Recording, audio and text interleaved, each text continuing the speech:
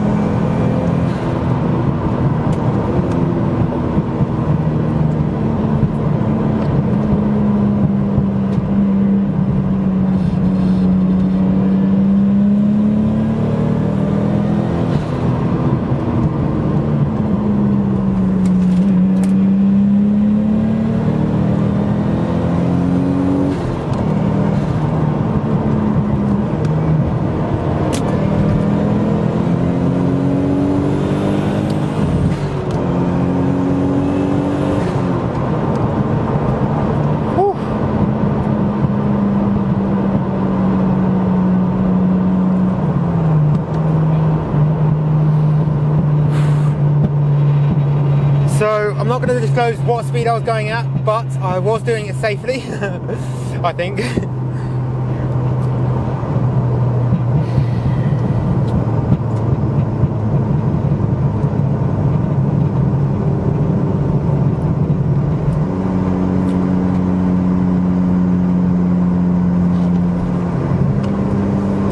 So this build is a very linear power build. It's made, I'd say, for speed, I think. So a lot of other turbo sort of builds would have nothing lower end and then suddenly boom, all the power at the top end. We have it very linear, so when it hits this peak, which is about the same level most other cars hit its peak, instead of it going nothing and then something, it's always progressive. It's very progressive. There's always going to be more and more power. So as you may have seen there, I'm not sure if you could pick that up from what I showed there, but very linear progressive power.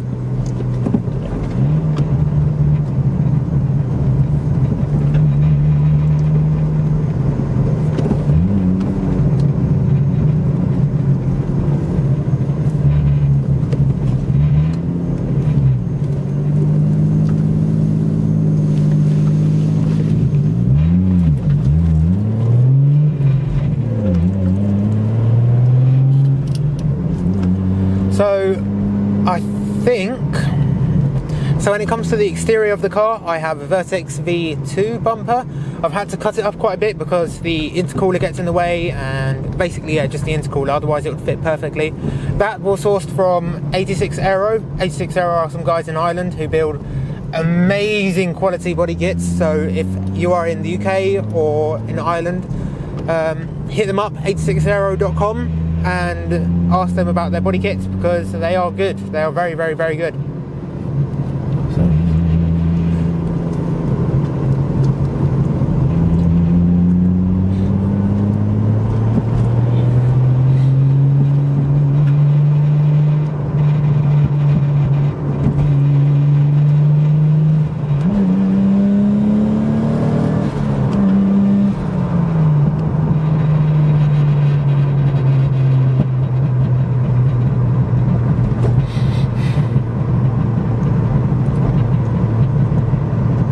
So driving this car, if I was to be driving through a city, which I do quite often since I live in Cambridge, it's really simple and easy. I don't have anything crazy done to the clutch. The gearbox is stock, and because of that, it's very easy to drive. It's very progressive. Low down in the low RPMs, it's very calm. I can go in 6th gear at 35 miles an hour and it does it fine.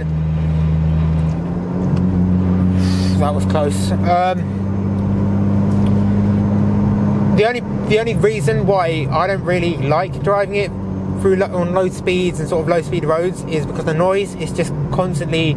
It makes it sound like a lot more is going on when in reality nothing's really happening. Like it pops and bangs on the downshift sometimes. There.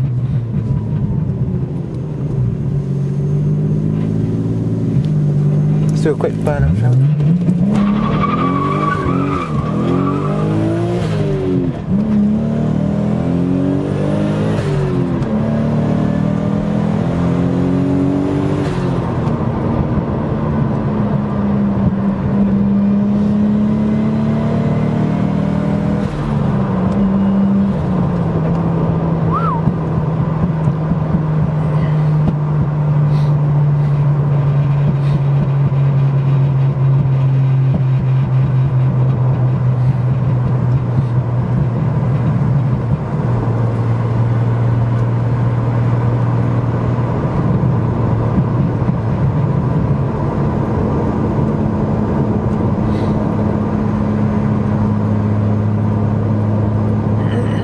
What else can I talk about? This car is about roughly as fast as a Porsche Cayman S. Not the GTS, the GTS is a bit faster, but I've raced one Porsche Cayman S and it was pretty much neck on neck. I was having a tiny lead, but I'm not sure if that counts. It may have just been their mistake or something. But yeah, I'd say it's about as fast as a Porsche Cayman S. The power to weight ratio of this car is actually really impressive. So this car from stock weighs 1,350 kilos and I've taken about 50 kilos off. I haven't weighed this car exactly, but I know it's around 1.3 tons. So when it comes to power to weight, you're looking at about 250 horsepower per ton, which is quite impressive.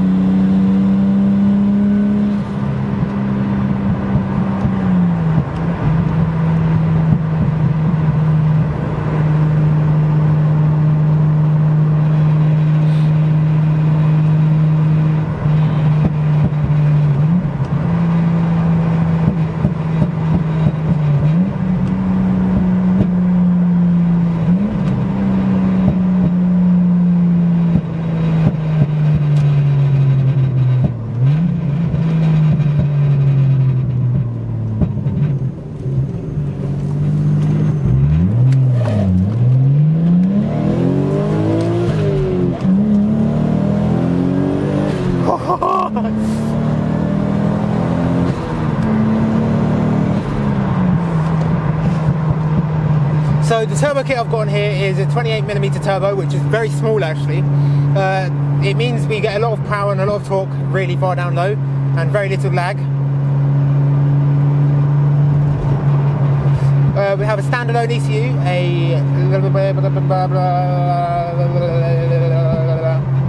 forgotten the name of the standalone, but it's actually a very cheap option. Most other options out there to install it, get it dynoed and everything would cost what, close to £1,800, 1,500 at least. Whereas this costs probably around 1,000 all in.